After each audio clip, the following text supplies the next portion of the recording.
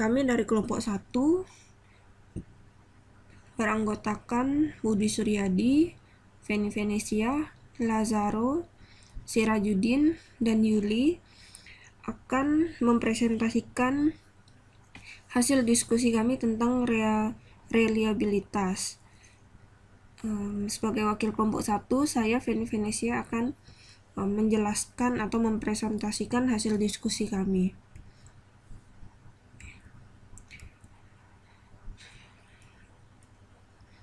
Pada pembahasan kali ini ada beberapa hal yang akan disampaikan. Yang pertama itu tentang definisi reliabilitas. Yang kedua, konsep penggunaan metode alfa dan KR. Yang ketiga, konsep definisi dan kegunaan gelombang alfa rulot. Dan yang terakhir adalah hasil uji respon dengan aplikasi SPSS berdasarkan data yang sudah kami peroleh dari tugas sebelumnya. Baik, yang pertama, reliabilitas itu adalah keakuratan atau kesahihan dan ketepatan dari suatu alat ukur dalam suatu prosedur pengukuran. Lalu, pada koefisien reliabilitas, itu mengindikasikan bahwa akan nampak stabilitas skor yang didapatkan oleh individu yang merefleksikan adanya proses reproduksi skor. Yang kedua, konsep penggunaan metode alfa dan KR. Penggunaan metode alfa dan KR itu terdapat perbedaan, yaitu ada yang digunakan untuk soal dengan model pilihan ganda dan ada yang digunakan untuk soal esai atau soal jawaban singkat. Nah, di sini untuk pembagiannya, pada soal pilihan ganda itu pada umumnya menggunakan metode test-retest, metode belah dua atau split half reliability. Yang ketiga itu ada metode equivalent, dan yang terakhir metode Kuder-Richardson atau yang disebut KR. Nah, KR ini dibagi menjadi dua, ada KR20 dan KR21. Lalu khusus untuk soal esai atau isian singkat, biasanya menggunakan metode Alpha-Cronbach. Nah, penjelasannya yang pertama metode test-retest.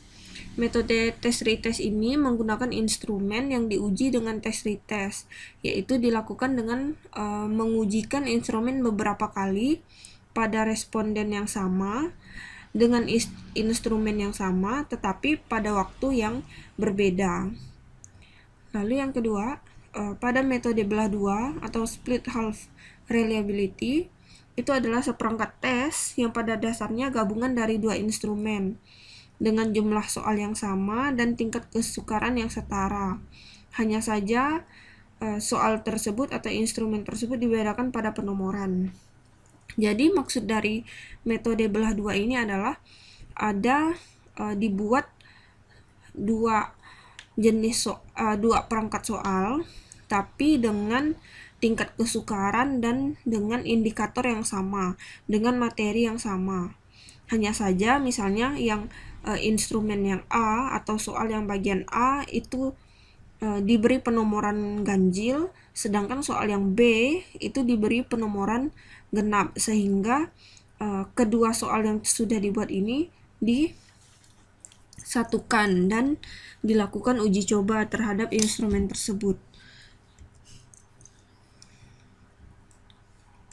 Yang ketiga adalah metode equivalent. Metode equivalent ini adalah cara pengujian dua atau lebih instrumen yang diuji secara terpisah.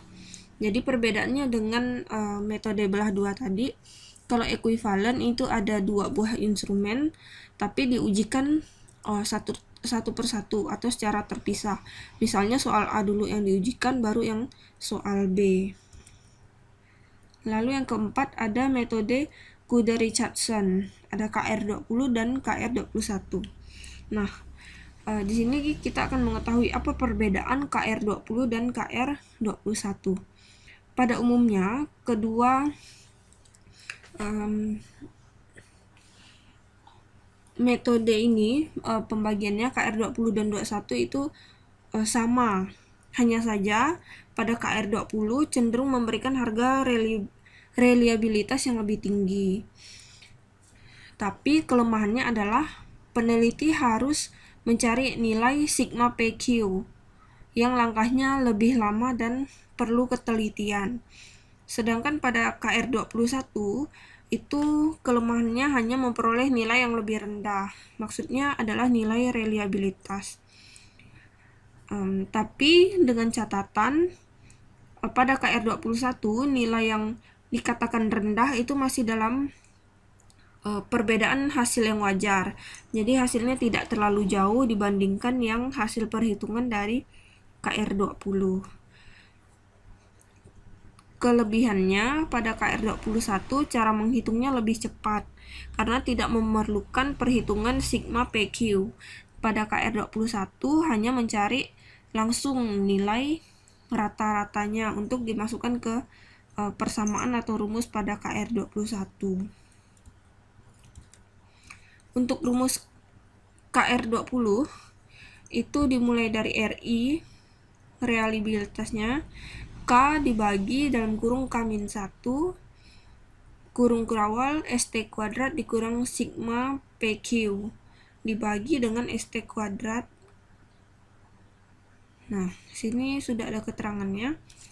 Lalu untuk yang KR21 itu sama, rumusnya sama dengan yang kayak KR20, akan tetapi hanya berbeda di nilai M. M itu adalah nilai min atau nilai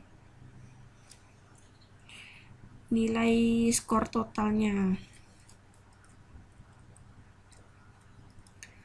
Nah, ini contoh untuk penggunaan KR20 dan KR21. Ini tabel penolong sebagai contoh. Lalu ini untuk cara perhitungannya. Hasil yang didapat dengan menggunakan KR20 reliabilitasnya menunjukkan 0,456. Sedangkan yang menggunakan KR21 nilai reliabilitasnya adalah 0,357. Berdasarkan hasil perhitungan antara KR20 dan KR21, maka dapat kita lihat bahwa hasil dari KR21 lebih rendah daripada nilai KR20. Hasil perhitungan KR cenderung memberikan nilai yang lebih tinggi. Akan tetapi kelemahannya adalah peneliti harus mencari nilai sigma PQ yang memerlukan waktu lebih lama dan perlu ketelitian.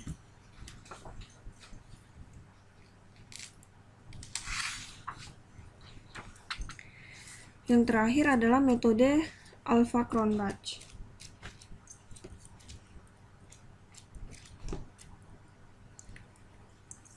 Metode Alpha-Cronbach itu digunakan untuk perhitungan pada jenis data esai atau interval. Maka rumusnya seperti ini, dengan keterangan K itu adalah jumlah butir soal dalam instrumen, sigma SI kuadrat adalah min kuadrat kesalahan, ST kuadrat adalah varian soal.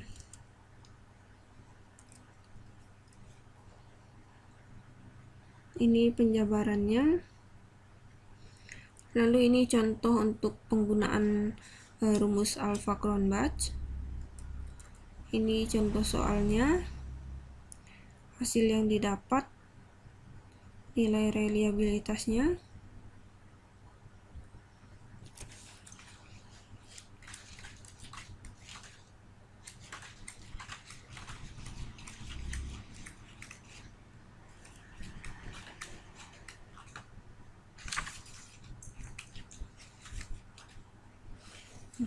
Untuk penggunaan tingkat reliabilitas instrumen khusus untuk KR, terdapat rentang nilai atau rentang soal itu dikatakan reliabilitasnya tergolong sangat kuat, sedang, rendah, atau sangat rendah. Nah, pembagiannya adalah pada angka reliabilitas 0 hingga 0,19 itu artinya sangat rendah. Lalu 0,2 sampai 0,3 itu rendah. Lalu 0,4 sampai 0,59 itu sedang. Lalu 0,6 sampai 0,79 itu kuat. Dan 0,8 sampai nilai 1 itu reliabilitasnya sangat kuat. Yang berikutnya kami akan membahas tentang konsep, definisi, dan kegunaan gelombang alfa Rulot. Uji reliabilitas Cronbach's alfa adalah uji reliabilitas yang mengacu pada nilai alfa yang terdapat pada tabel output pada SPSS. Lalu dasar keputusan dalam menggunakan Cronbach's alfa, uji reliabilitas itu dapat dilakukan secara bersama-sama dengan semua butir pertanyaan dalam suatu angket penelitian. Sebagai acuan, dasar pengambilan keputusan untuk uji reliabilitas adalah jika nilainya lebih dari 0,6, maka kuesioner atau angket tersebut dinyatakan reliable atau bernilai konsisten. Sebaliknya, jika nilainya di bawah 0,6, maka kuesioner atau angket dinyatakan tidak reliable. Lalu, untuk interpretasi output uji reliabilitas dengan SPSS, harusnya memberikan informasi tentang jumlah sampel atau responden yang diberi kode N yang dianalisis dalam program SPSS karena tidak ada data yang kosong. Dalam artian bahwa semua jawaban dari responden itu terisi semua. Maka dapat dikatakan jumlah valid adalah 100%. Lalu ini adalah uji hasil respon dengan SPSS yang telah kami lakukan dengan hasil respon dari tugas soal pilihan ganda yang sebelumnya. Soal yang digunakan ada 10 soal. Untuk tingkat kesukaran hasil analisis dari SPSS pada nomor 1 dengan rata-ratanya 0,37, nomor 2 0,77, nomor 3-nya 0,9, nomor 4 0,93, nomor 5 itu 0,5, nomor 6 0,6, nomor 7 0,53, nomor 8 0,6, nomor 9 0,77, dan nomor 10 adalah 0,13. Nah, yang di bawah ini adalah tabel tingkat kesulitan dari tiap butir soal. Yang ini nomor 1,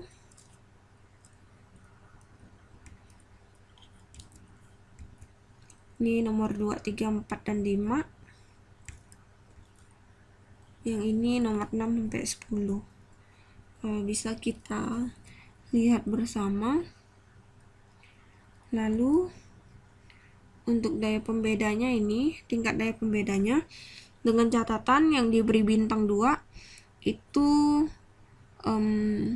tingkat signifikansi korelasinya itu 0,1, sedangkan yang diberi bintang 1 signifikasi korelasinya itu berada pada angka 0,05.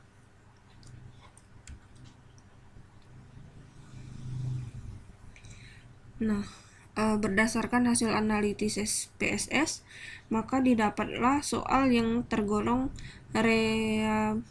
reliabilitas tergolong konsisten. Soalnya ada berjumlah 6 soal, sedangkan 4 soal yang lainnya dianggap tidak konsisten atau tidak kurang reliabilitasnya.